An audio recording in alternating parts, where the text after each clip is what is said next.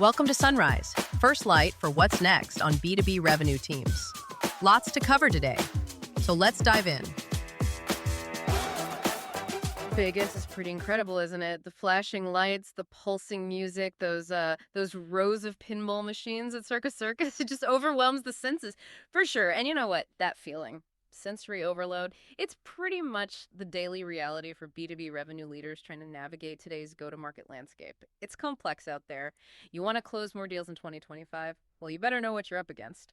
This week, we're going to unpack one of the most brutal truths in go-to-market today, the buyer's journey. It's turned into a labyrinth, really.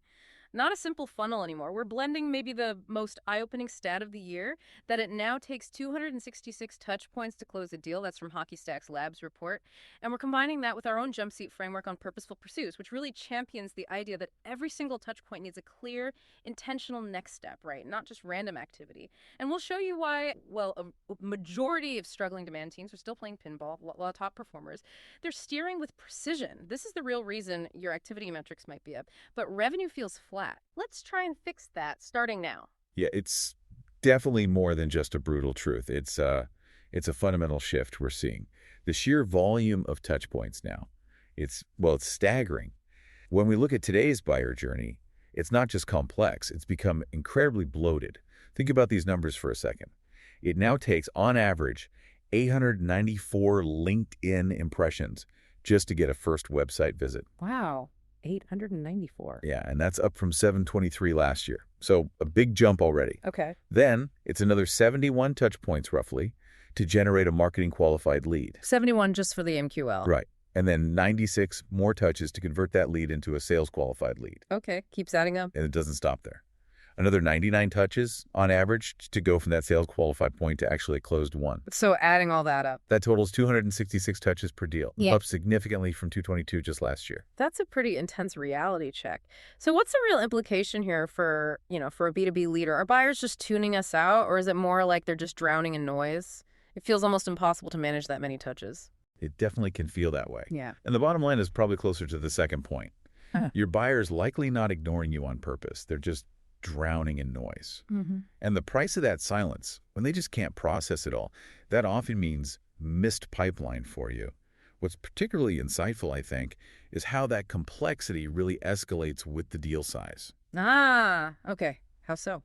Well, for six-figure deals, you're looking at an average of 2,081 impressions needed. 2,000? Just for the impressions? Yeah, compare that to maybe 520 for much smaller deals. Big difference. Huge. So the bigger the deal, the more frankly brutal the path is. And yet, what we still often see is, well, a lot of struggling teams are maybe just hoping their retargeting ad campaign will somehow do the heavy lifting. Instead of tackling this complexity head on. Exactly. They haven't quite adapted to this deeper level of engagement needed. And this idea of drowning in noise, it brings us right to what our JumpSeat Purposeful Pursuits framework calls the pinball problem. Can you explain what that looks like in practice? Absolutely. So many struggling demand teams, they get stuck in that circus mode we talked about. They're kind of spraying activity across a lot of accounts, maybe hundreds. It lights up the dashboards, right? Lots of green check marks, spinning LinkedIn impression numbers like a slot machine. It's busy. Very busy. Flashing lights, high volume metrics, but very little actual traction towards a closed deal. It's just like playing pinball. You keep the ball bouncing around, you light up the scoreboard, but eventually, inevitably, it drops into that gobble hole. You reload, you restart, maybe on the next account. Often with limited real strategy or orchestration behind it. It feels like momentum, but the organization isn't truly moving forward. You're not winning those key deals. That's a really vivid analogy. So how are the elite revenue teams handling this differently? Clearly, they're not just playing pinball. No, definitely not. Yeah. The best revenue teams today aren't pinballers. They're more like navigators. Navigators. Yeah, think of like that old school wooden labyrinth marble game. You know the one. Oh, yeah, with the knobs you turn. Tricky. Exactly. Every account journey is like that maze. You have to make coordinated, patient, micro movements. You dodge the holes, you reset carefully when you need to, but you stay intensely focused on that shared outcome, getting the marble to the end. Close one.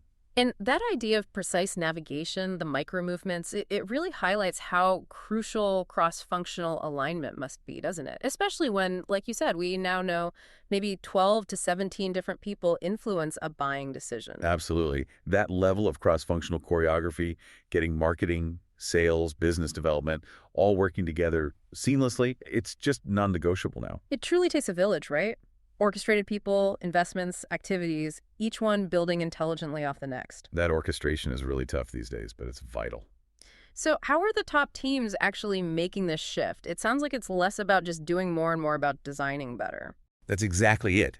You don't close a complex six-figure deal with just frantic activity. You close it with smart architecture, purposeful design. Here's sort of how the top teams are shifting their approach. First, they really orchestrate. They don't just operate. Okay, what's the difference there? It means actively guiding the buyer through every single stage of their journey. Think. Discovery. There may be a plan phase, then a table call, maybe a workshop, offer, refinement, all the way to win and even expansion. A continuous flow. Yes, it's a team sport across demand gen, marketing, sales, maybe even partners. Yeah. You don't just pass the lead over the wall anymore. Right. You carry it across the finish line together. Okay, orchestrate, don't just operate. What's next? Second, they ditch those old linear funnels. They think in terms of stage-based pursuit models. Our JumpSeat pursuit map tries to show how real success looks today. It's not a neat straight line down a funnel graphic. It's more like a choreographed dance. Each action leads purposefully to the next logical one. So discovery calls might lead to sharing specific content. That content might lead to suggesting a workshop. The workshop could lead to partner introductions. Those intros maybe lead to the key buyer's table calls. Each step building on the last. Exactly. That's purposeful pursuit. It's the opposite of just, spray and pray tactics. Makes sense. Orchestrate, use stage-based models. What's the third shift? And third, crucially, they redesign their metrics for this new labyrinth reality. Oh, so moving beyond just activity numbers. Precisely. Don't just track impressions. Start trying to track actual influence. Where are you making a difference? Don't just look at the number of sales-qualified leads in isolation. You need to map the entire buyer committee. Who are all the players involved? Understand the whole picture. Yes. And stop measuring just the first touch point. Start measuring the full journey's impact. Because we know most buying decisions, or at least the momentum towards them, happen long before a meeting ever gets booked. You're right, the dark funnel idea. Exactly. You have to start acting like that's the reality. Right. Because it is. So bringing it all together then, this 266 touchpoint reality. It basically means if your pursuit model isn't built for today's complexity, it's likely going to collapse under the pressure. It doesn't really matter if you're running account-based marketing or content syndication or pure outbound. The underlying structure needs to handle this. That's the core message. The foundation needs to be strong enough. Which means maybe in 2025, your job isn't really demand generation anymore. It's more like demand navigation. I like that. Demand navigation. It captures the guidance needed. Yeah. You're not just trying to get attention anymore. You're working to get alignment, build belief, foster consensus, one orchestrated touch at a time.